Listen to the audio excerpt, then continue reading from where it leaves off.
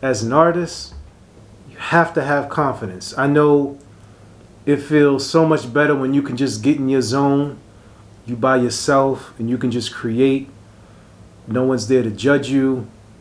No one is there to interfere with your creative process.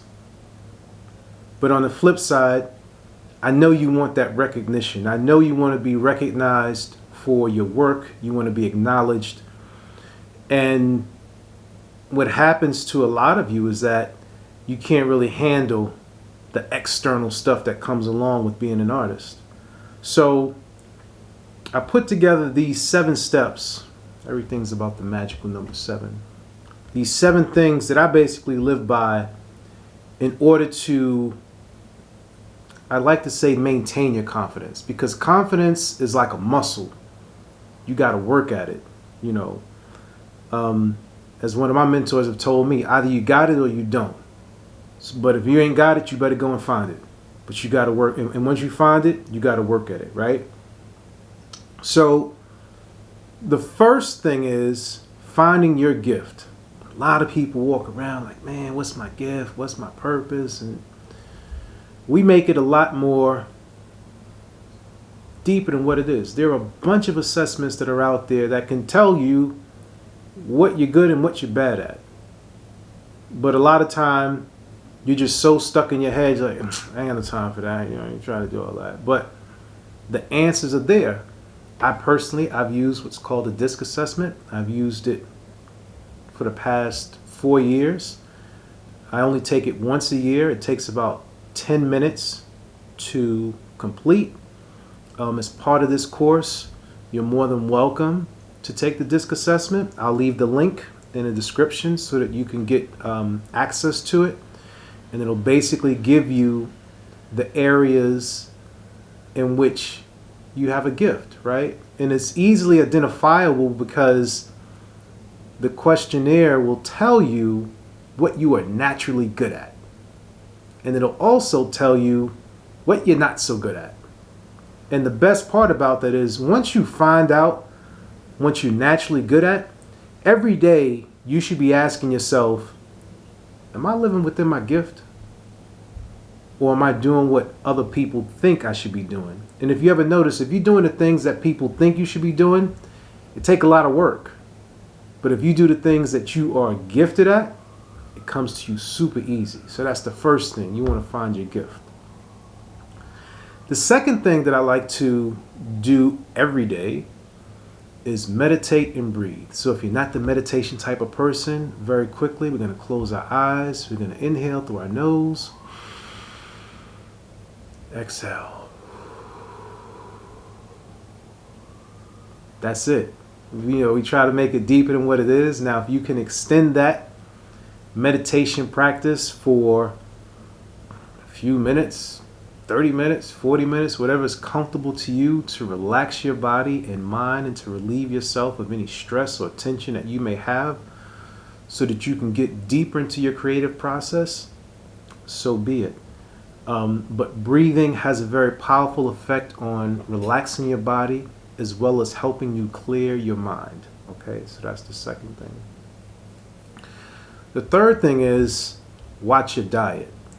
I know that sometimes when you're in the studio, it's just like when you focus in on what you're doing, you're not really eating on schedule like you should. Or you just may get the thing that's quickest and closest to you, right? So if that's fast food or the convenience store or something like that, this is what you'll wind up consuming. But over time, it's not good for you. So I'm no nutritionist or anything like that. Again, this is just things that I've been doing and it's helped me improve my creative process. And I think simply put is when you look at things that are living, right? Fruits and vegetables, things like that, consume more of that. We're not going to get too deep into it. I have a saying on social media, did you juice today? So if you are into juicing or you like introduction to juicing, there's a bunch of things out there. I guess I'll leave you the recipe to my favorite juice that I drink on a daily basis. But it definitely helps the overall effect of your mind state and your body when you make sure that you're eating the right foods on a daily basis. Now, this is not saying you should become vegan or anything like that. Always check with your doctor, you know, before changing or modifying anything. But it's just do your best to consume the things that are natural and that have life, because the things that you consume with life will give more life, okay? Now, here's a super, super deep one. This is number 4, self-love. How often do you take time to do the things that make you feel good? And we're talking outside of creating music, right? Do you get a manicure? Do you get a pedicure? Do you go to barbershop? Do you go to get a massage? Do you go for a walk? Do you eat your favorite foods? Do you surround yourself with the people that you enjoy being around? These are all small things in self-love that you need to do on a continual basis, because now you're not looking for that external validation from other people. If you know how to fill yourself with love, the less you would have to look outward. So everything that you need is already inside of you, but like everything else, you have to pull it out. So make sure that you make time to give yourself that self-love that you deserve. Even if you want to go as far as writing yourself love notes or looking in the mirror every day and telling yourself that you're number one, telling yourself that you are that guy or you are that girl and that you know it. And this is helping you build your confidence, because when you look in the mirror and you say it to yourself, other people will see that and reflect it right back to you. So it also helps you to command respect.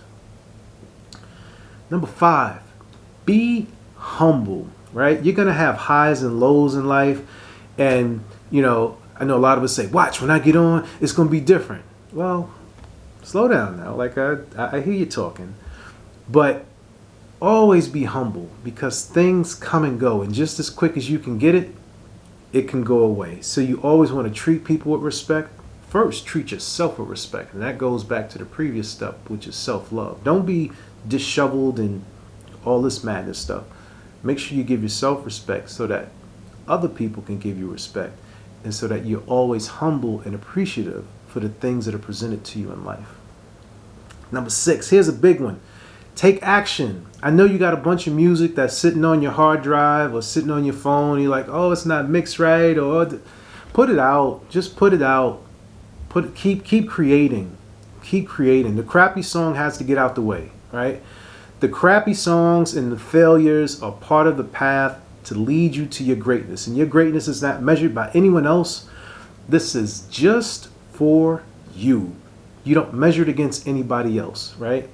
But you have to take action. You have to set those goals that for the things that you want to complete, and make sure you stick to it. And if you're the type of person that it's hard for you to do things like that on your own, find an accountability group or an accountability partner. Another music group that I'm a part of the sweatshirt right here, my NFT 327. Shout out to Squad of Nights. It's a NFT music community that has producers, designers, rappers, attorneys, just industry disruptors that come together, trade ideas, collaborate, and just do cool things. So if you want to join something like that, I'll also leave the link down in the comments, because I'm in such a giving mood today. Okay. And number 7 is stay outside of your comfort zone.